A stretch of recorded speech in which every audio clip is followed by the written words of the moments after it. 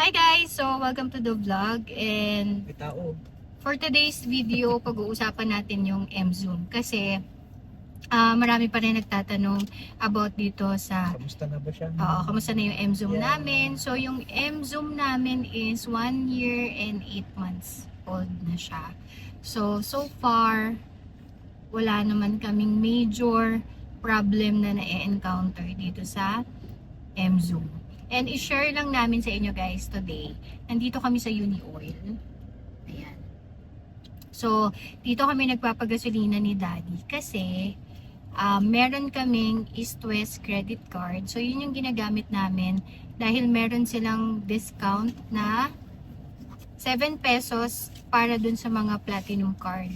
Yung mga black na card. Yeah. Tapos, 4 pesos naman guys kapag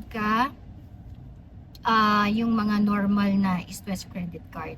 So, malaking tipid sa amin to guys, kaya laging full tank yung pinapagasolina namin. So, ngayon guys is April 15. So, April 15 ngayon guys, tapos bumaba ang gasolina ngayon. So, dito sa Uni-Oil, 52 na lang ang gasolina plus less discount pa ng 7 pesos. Tama ba? 7 pesos? Yeah. 7 pesos. So guys, kada gasolina namin, laging full tank namin is 586. 87. 86 ngayon kilometer, pero it's always 586 full tank. So dahil bukas maglalaon yun tayo dahil Holy Week. So titignan natin itong full tank ng M-Zoom kung hindi na kami magagasolina pa uwi kasi baka kasya na ito. So, depende. So, let's go back dito sa aming M-Zoom. And last February ba? Nagpa-PMS kami ni Daddy. Yep. Saan? Sa GAC Manila Bay. So that is 10,000 kilometers. So it cost us around 8,000. Kasi pag dun sa GAC Pasig, around 15,000 yung sinisingil niya doon. I don't know why, pero yun. So we chose to have that 10,000 kilometer PMS sa GAC Manila Bay. So pumayag naman sila doon, sila repair team na ilagay namin sa description box yung kanilang contact details just in case gusto ninyong magpa-schedule sa kanila. They are very accommodating, definitely.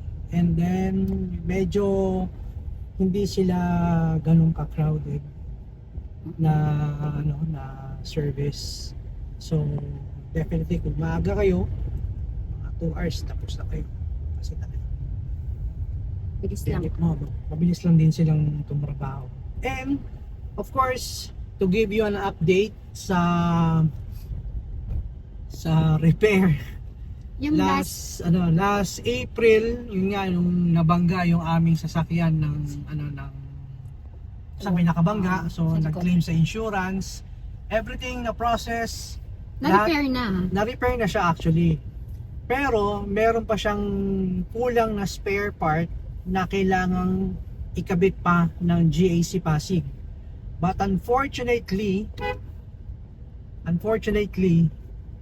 napakagaling talaga ng GAC Pasig, pati ng ng GAC Philippines. Kasi napakaliit na spare part. Awa ng Diyos, magbe-birthday na tong April, wala pa rin siya. So parang one year na pala siya. Yes, na, 1 year na. kasi iawas natin yung 3 months bago dumating. Diba April natin pinagawa, ginawa siya after 3 months. Hindi, Yung actually, repair? hindi. Yung matagal nating hinintay yung spare part, 6 months bago dumating, tapos ni-repair nila nung April. After in-escalate natin yung dun sa ating one of our vlogs na napakabagal ng after sales ng GAC and GAC Pasig. Okay. So, April nagawa. To sabi, babalik na lang daw, tatawagan para Kung may kung spare parts darating na yung spare part na sensor niya yung something. No? So, awa ng Diyos, 1 year na, nag-birthday na, wala pa rin siya. Every time nagpapalap kami sa GAC Pasig, laging sasabihin sa amin na Wala pa, ganun lang. So, walang kabali-balita. So, going back guys, dun sa repair na sensor na pinag-uusapan natin kanina, inayos lang namin yung camera.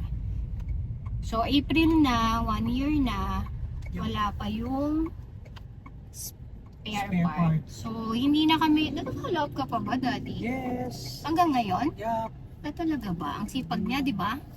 follow up ako sa Viber. Oo. Lagi naman sagot nila, wala pa. Ah. Ganun lang naman, sagot lang lagi nila sa akin, wala pa. Okay. So, sobrang sipag ni Daddy, 1 year na siyang nagka-follow up sa Pasig. So, bayad na yun guys ha. Oo, Bayad na po yun. Kasi sa insurance, pina-ano na namin para wala na kaming iintindihin. Hihintayin na lang natin yung spare parts. So, sadly, 1 year na, wala pa din. Galing ng after sales service na kami. So, yun yung after sales ng GAC Pasig. So, aside from that, dahil 1 year and 8 months na nga itong si M-Zoom natin, wala naman tayong major problem na na-encounter dito mismo sa sasakyan, di ba, Di? Battery. Parang 1 Battery, year and ayun 8 pala. months yung ano, Palit na tayo. nagpalit ng battery. Okay. So, yun, nagpalit na kami ng battery nung Feb din. Feb.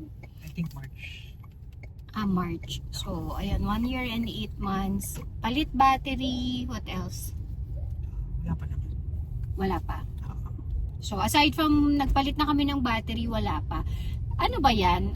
Masyado bang mabilis yung pagpapalit ng battery or normal lang sa lahat ng mga sasakyan? well, most of the time, dapat 2 years kasi mahigit pa. Okay. So, yun, medyo. Oo, kasi year. parang yung Honda, So, ang medyo labi ko, tagal. mahigit 2 taon yung Honda. Oo, yung Ginawa battery sa niya. battery natin. So, yung battery, Daddy, is how much? Mga 8,000. Ay, sorry. I think mga 5 to 6. 5,000. Mga ganun. Okay. So, yun, palit battery, 1 year, 8 months. What else? Wala naman. Wala naman. So guys, hindi namin na masyadong nagagamit si M-Zoom sa sobrang malayuan ngayon. Within the city lang talaga siya panghatid sundo. But tomorrow nga, like what I've said, is gagamitin natin siya going to La Union. Although na La Union na rin naman namin to, pero hindi kami nag-vlog yung bang regarding sa gasolina, yung ganyan. Yun. So, bihirang-bihira naman mag-travel to si M-Zoom. So, tomorrow, guys, ayun, naggasolina tayo. And full tank natin is 586. Kilometers. 586 Kilometers. Yan naman talaga yung nakukuha lagi ng mga M-Zoom, 586 kilometers. So, yeah, update na lang namin kayo tomorrow or pag-uwi namin after 3 days kung magagasolina pa ba kami Fuel pag-uwi. consumption ito Yes. sa biyahe. Okay. That long drive. Try natin na hindi tayo maggasolina. Medyo takot si Daddy ng ganun eh. Ayaw niya na nakikita talaga na yung konti na lang yung gasolina kasi feeling niya hindi siya aabot pa uwi. So si Daddy kasi lagi talaga nagagasolina to pabalik from La Union. So tatry Same natin. side lang. Yeah. Tatry natin na tomorrow. So yun, what else? So pasensya na kayo guys kung medyo natagalan ang aming pag-update sa inyo regarding the M-Zoom kasi wala naman kami masyadong issues about M-Zoom. So baka ewan namin kung anong vlog ba yung gusto nyo na i-discuss or malaman about sa M-Zoom. So, Well, we can naman din ngayon yung mga useful tips na pwede nating i-share sa inyo